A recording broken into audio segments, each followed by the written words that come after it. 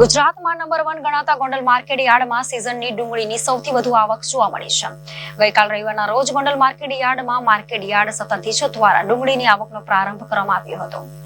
Yard બહાર બંને બાજુ ડુંગળી ભરેલા વાહનોની 3 થી 4 કિલોમીટર સુધી લાંબી કતારો જોવા મળી હતી. આ સાથે માર્કેટ યાર્ડમાં એક જ દિવસમાં ડુંગળીના 1.5 લાખની કટ્ટાની આવક થવા પામી હતી. યાર્ડમાં ડુંગળીની સિઝનની સૌથી વધુ આવક થતા માર્કેટ યાર્ડ ડુંગળીથી ભરચક થઈ જવા પામ્યું છે.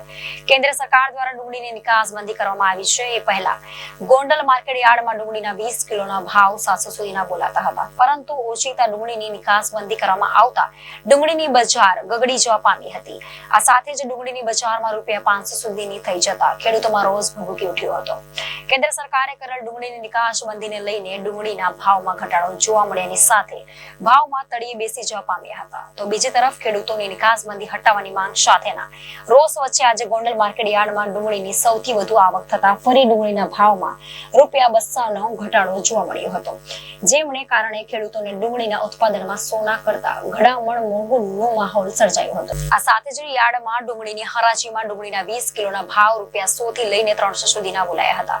ડુંગળીના ભાવ ફરી ગાબડું પડતા ગોંડલ માર્કેટ યાર્ડમાં વેપારીઓ, ખેડૂતો સહિતના લોકોમાં સરકાર સામે રોષની લાગણી ફેલાઈ જવા પામી હતી. તેમજ કેન્દ્ર સરકાર દ્વારા તાત્કાલિક નિકાસબંધી હટાવવામાં આવે તેવી માંગ ઉઠવા સાથે ડુંગળી ખેડૂતોને રાતા પાણીએ રડવાનો વારો આવ્યો છે. આજે ગોંડલ માર્કેટિંગ યાર્ડમાં અંદાજે 1.25 લાખથી 1.5 લાખ કટ્ટે ડુંગળીની આવક થઈ છે.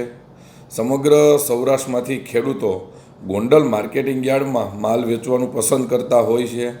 આજે ડુંગળીની ભાવ ₹100થી ₹300 સુધીના ભાવ મળ્યા છે.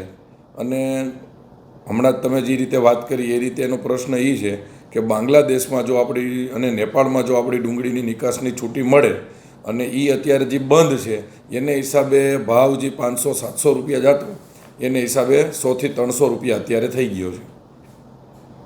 શું નામ તમારું? મારું નામ ગોપાલભાઈ ગજેરા છે. આજે ડુંગળીની ગોંડલ માર્કેટ યાર્ડમાં પુષ્કળ આવક છે. 1 લાખથી 1.25 લાખ કટ્ટા છે. અને ખેડૂતોની જે સરકાર વાત કરે છે કે બમણા ભાવ કરવાના છે 24માં, એને બદલે જે ડુંગળી ₹850 વેચાતી હતી એ ડુંગળી આજે ₹250 વેચાય છે. તો આમાં ખેડૂતોની આવક કેવી રીતની બમણી ગણવી? તમે કહો.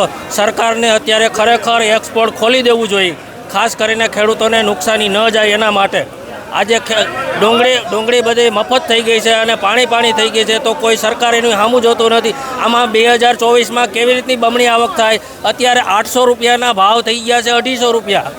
ખેડૂતોને અત્યારે ₹100થી માંડીને ભાવ ₹250ના ડુંગળીના થઈ ગયા છે. કોઈ લેવલ નથી અત્યારે ડુંગળીમાં સરકારની બેવડી નીતિના કારણે.